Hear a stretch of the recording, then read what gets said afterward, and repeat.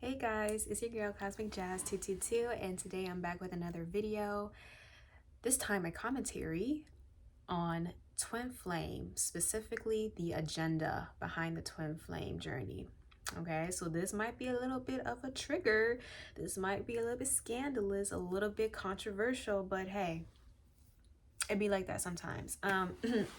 So first of all, I just want to say happy Lunar New Year's to everyone, and big shout out to anybody who's born the year of the dragon. This is your year. Hopefully you are having an amazing start. Yes, I'm wearing red for good measures and for the vibes, okay? So guys, let's talk about twin flames, okay? So I'm not here to discuss how to know you're in a twin flame connection. I'm not here to express expertise because I'm not an expert in the twin flame thing, and I don't care to be, quite honestly. But what I will say and take note of and share my perspective on is the delusion and the confusion and the toxicity of it all. I just saw one when it comes to the twin flame journey, especially as a reader and as someone who's part of the spiritual community. Let's just start off, guys. I'm not here to trigger anybody, but I feel like I might. No, I will. I don't want to, but I might.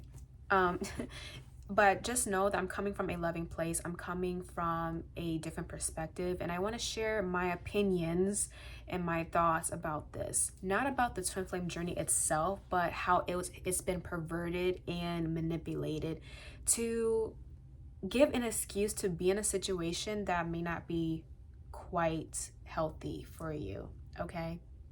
So with that being said, let's get started. Do I believe twin flames are real? Yes. I believe they're real. I mean, I made some videos about it in the past. I might do one after this, reading or two. But if they were not to be real, I wouldn't have an issue with it. Quite truthfully, I won't. And the reason why I say that is because the label has tripped up a lot of people. Let's be real. Even the soulmate label, even the karmic label. These labels, the spiritual labels on certain connections have really, really got people in a bind. And I just want to say, sometimes we do get caught up in the labels, but we need to remember we're living a life. We're in the present moment, and I think we need to focus more on that and actually seeing reality for what it is, whether it's twin flame, soulmate, or karmic. I think that's the issue. People, from what I've been seeing, have chosen to stay in very bad and crappy situations, unhealthy and toxic situations in relationships, all for the sake of a label, all for the sake of being in a relationship, all for the sake of being twin flames, or, oh, this is my soulmate. And truthfully, I think this is where I come in with the opinions, with the perspective, because let's be real, guys. If you've been in the spiritual community, if you are a reader, if you've been a psychic, if you are quite familiar with the whole twin flame thing, it's safe to say that the twin flame idea has been perverted and manipulated. And it has been morphed into this thing where people are using the idea to justify and give themselves an excuse to be in a very, very bad relationship or a situation, just because they think, oh, I'm with my twin flame, so this is part of the mission, right? This is part of the journey. So let me just start off specifically. Again, I'm not going to get into details about twin flame, but to start off, a twin flame, how it's defined on a simplified level, it's considered a very divine, high level, intense, yet very spiritual connection between two people who share the same soul or mirrored souls. And the whole point of this connection is to elevate both individuals spiritually, upgrade them in many ways through lessons, through different experiences, and to bring them closer to God, to Source. But the most important thing about a twin flame connection is the mission, how they can uplift the community, how they can uplift the collective, and to bring high vibrations to everyone together. So that means a twin flame connection doesn't necessarily have to be romantic. It can be platonic. It can be familial. But essentially, two people sharing the same soul. Now, there are different stages, but the most notorious stage of the twin flame journey is the runner and chaser stage, also known as the separation stage. Now, this stage has supposedly have us all in a chokehold, both those who believe they're on a twin flame journey. Because this is where I think the whole twin flame idea is being misconstrued and used wrongfully. And when I say wrongfully, used in a way where people are not living a happy life. You know, people are living a life full of suffering. Because what I've noticed is the whole runner and chaser stage is all about the divine feminine, and that's energy, not gender. The divine feminine is chasing the divine masculine because the divine masculine is unawakened and doesn't see reality, is not spiritually enlightened, but yet the divine feminine is. So she's trying to help him, you know, awaken him while he goes off with the third party and all. Like it's a whole mess. Like the whole thing is a mess. And I feel like when it comes to something that's so divine, it shouldn't be messy. It shouldn't be toxic and unhealthy and full of pain and crying. Yes, will it be a little bit triggering? Of course, because you're supposed to elevate. You're supposed to see certain sides to you that you still need to work on, right? And the whole point is for the whole twin flames to, like, when they separate, to elevate on their own, to do the shadow work. Wow, I can't even speak. To do the shadow work. However, guys, I want to introduce the idea of a karmic connection or a karmic relationship. Because yes, people confuse twin flame with soulmate, but what I've been seeing lately is people confusing twin flame with the other way around, a karmic connection for a twin flame connection.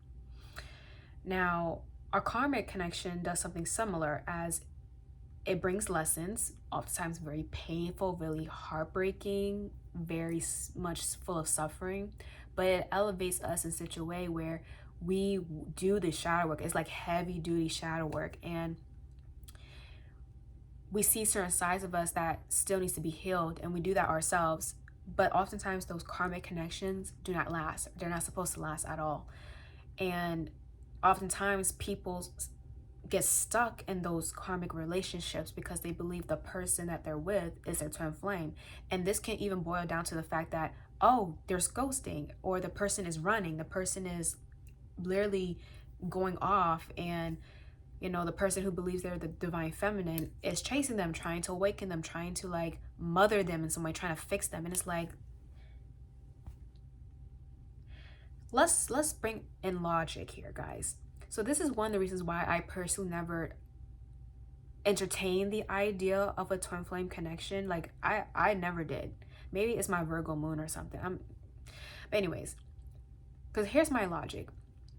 If a divine connection such as a twin flame connection is supposed to be very high vibrational, it's supposed to elevate you in many ways. It might be triggering a little bit, but there's good, there's love, there's a lot of benefits to it. There's a lot of amazing experiences that you can't explain. So, and it's supposed to bring you closer to God, to source. So think about it. If that twin flame connection is supposed to do that, why would you consider that person or that connection that's bringing you hell, that is literally putting you through hell, a twin flame or a twin flame connection? That's something that never clicked with me. Okay. And what do I mean by that? I'm talking about a specific scenario, guys. I'm talking about connections where there is a lot of disrespect. There's lying, there's deception, there's cheating, there's third parties. There's even physical things that happen, verbal things that happen.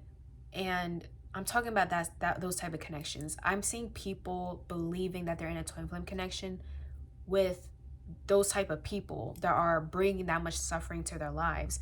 And I'm even seeing people who are separated from someone waiting years and literally not dating anybody, constantly waiting for the day where they receive that phone call or text, where they receive that closure or that apology.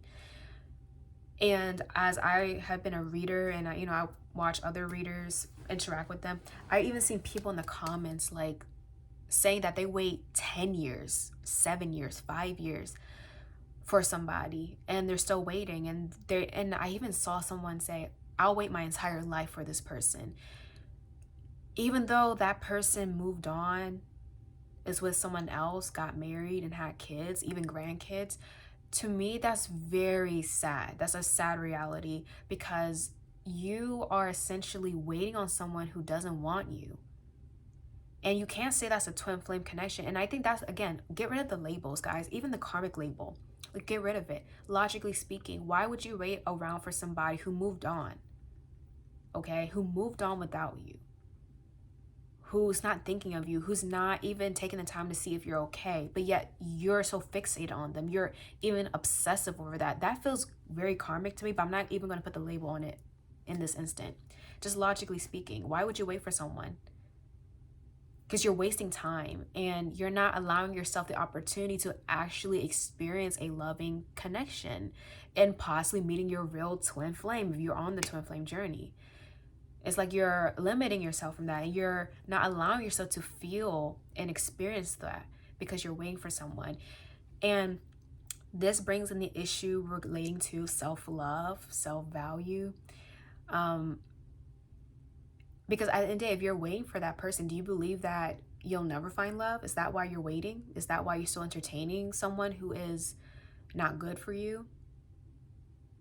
Do you not love yourself? Do you believe that's all you truly deserve? You know, the bare minimum, the ghosting, the disrespect.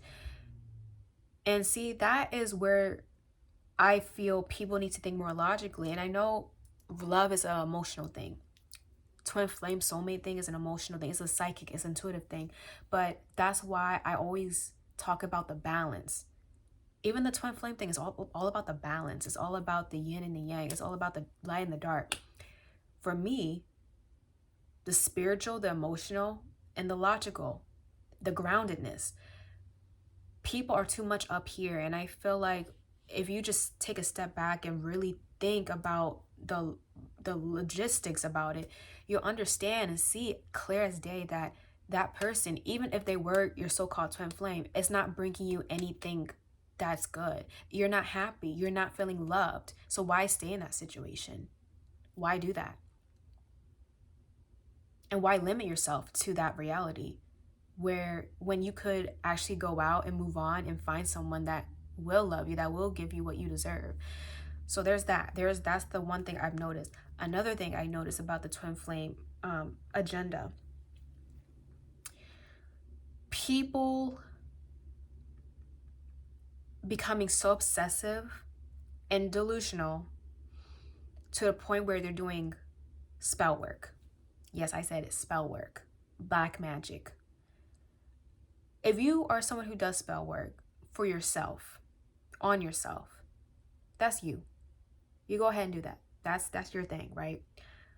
But if you're someone who puts spells on other people, especially love spells, binding spells, then I would ask you to rethink your entire thing. Like, you rethink all of that. Because yes, guys, this is happening. People believe, if people out here are believing they're in a twin flame connection, their person is their twin flame. But because the separation process is so painful for them, they're doing anything they can to get that person back. Even if it means manifestation work, spell work, love spells. And let me just say, guys, you don't want to work with that. You don't want to mess with any of that because that can really backfire. But also there's the moral aspect of it. When you're putting a love spell or a binding spell or an obsession spell on someone, you're manipulating their free will. You're playing with their free will. And that free will is gifted to each and every one of us. That's a gift from God. That's something you can't take away from someone. So if you're trying to manipulate their free will by changing how they think, pulling on them spiritually, messing with their emotions, especially if they're dealing with someone else, but even if they're not dealing with someone else, it's still a bad thing because you're not, let me just say outright, guys, that's selfish of you. That's really selfish of you to do that. because you're so desperate, you're so obsessive with this person, you want them so bad, and you want them to change for you. When I say change, you want them to choose you, that you want them to cater to you. So your last resort is to put spells on them. And now you're trying to manipulate how they think, how they make the decisions. And at this point, are you trying to be a lover or a controller? Do you want a partner or do you want a servant that bows down to you? That's the real question of the day. Because obviously, there's some lack of self-love and respect and honor on your end if you're doing all of that. Let me tell you, would you like to know?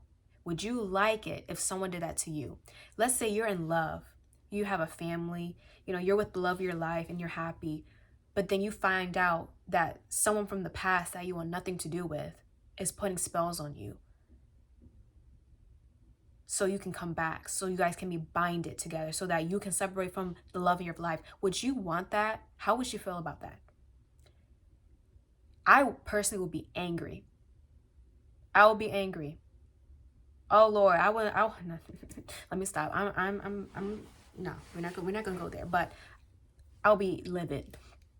So let me just put that out there. So yes, I'm saying it. People are resorting to spell work, and I'm totally against you doing that on people, because yeah, you're doing something spiritually immoral at this point.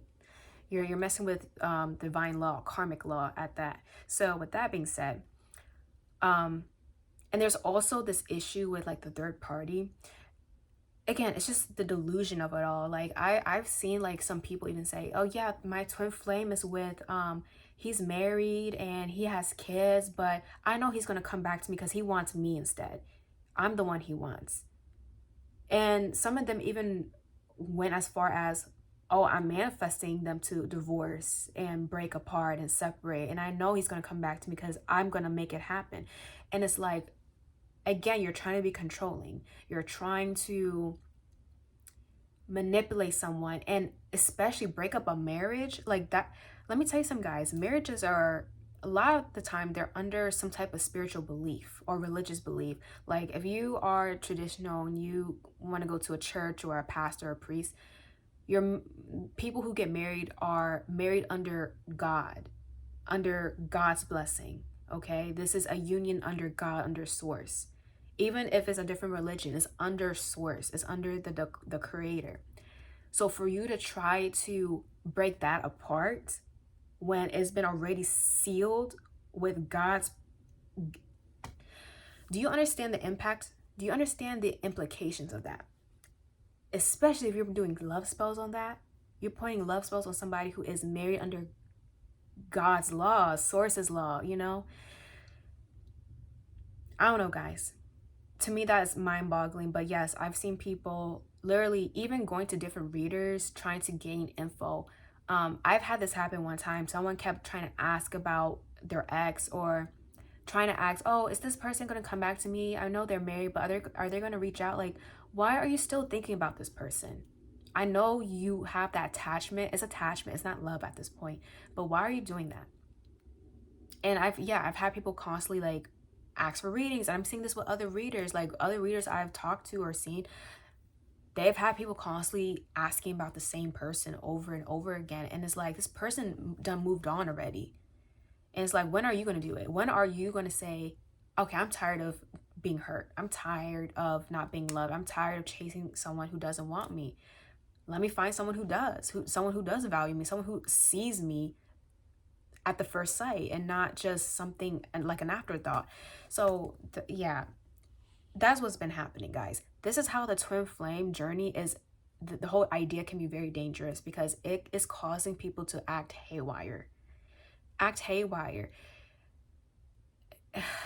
I don't know. And if you're wondering, like, I'm going like this, I'm holding this sardonyx.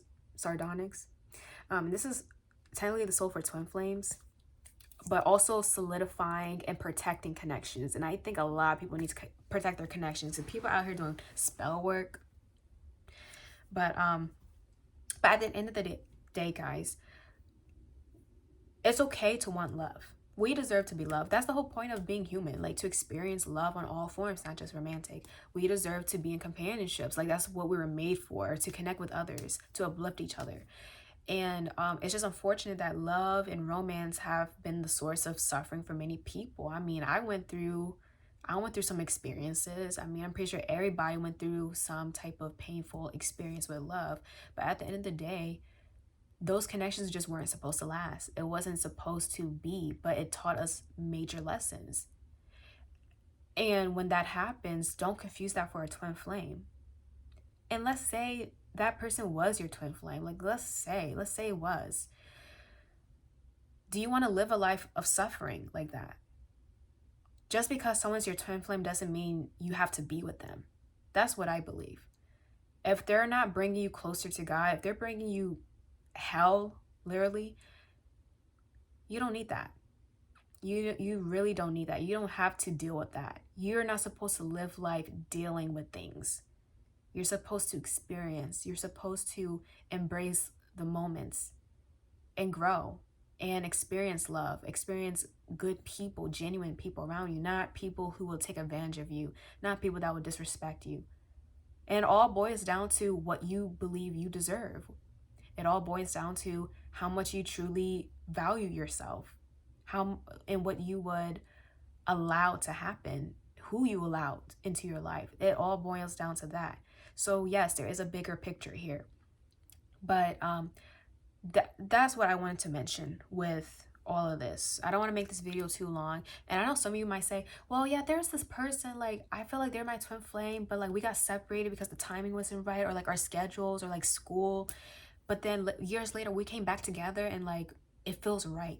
I'm not talking about that scenario. And I know there's many scenarios, but I'm not talking about that scenario specifically. I'm talking about very unhealthy scenarios. And even scenarios where you're purposely waiting on someone, even though you don't know what the future holds. I'm talking about those type of dynamics, okay? And I saw 2222. All I'm going to say is, guys, do what's best for you. Do what's best for you. Have discernment. Be intuitive. If something does not feel right, you know what you need to do. But ultimately, live a genuine and authentic life. Do whatever you can that brings you closer to God, brings you closer to Source. And if someone is not bringing you closer to Source, if someone is putting you through literal hell, they do not need to be in your life. And don't be so quick to label something a twin flame or a soulmate or a karmic. For me personally, my rule is, even if I know somebody for 5 years or I've been with them for 5 years, I would not even say they're my twin flame. I think how you can truly know that you're in a twin flame connection is through time. It's through the actual journey of union. That's what I truly believe. You know, throughout time, if you grow old together or you accomplish a lot of things together, and you clearly, y'all both having a mission together, and you've grown closer to God and to Source, and you've elevated and you elevate other people throughout time and throughout your journey together, then I feel like at the end of the day, or at the end stage, it's safe to say, okay, yeah, you just might be my twin flame. You just might be my soulmate. But my message to y'all, or my advice, do not be quick to put a label on it, especially when it comes to a twin flame label. Don't be quick. Have discernment. Don't allow that label to lead to your suffering. That's all. All right. So with that being said, I'm going to end off the video. Let me know in the comments what you think. What do you think about my thoughts, my opinions? Because again, I'm not stating facts. I'm just stating opinions and experiences I personally had. But what do you guys think? Did you agree with me? Are there some things you're like, Jez, I don't know about that. Okay, sure. Did you learn some things? Did you find some things were surprising, shocking, or funny? And also, perhaps if you want to put your own experiences down in the comments, I would love to read them. Because at the end of the day, we're all on a spiritual journey. And we're just trying to be good people and experience love. So with that being said, guys, I'll see you guys later. I'm going to be posting a messages from your soulmate pick a card, so be on the lookout for that. And with that being said, I'll see you guys later. Bye.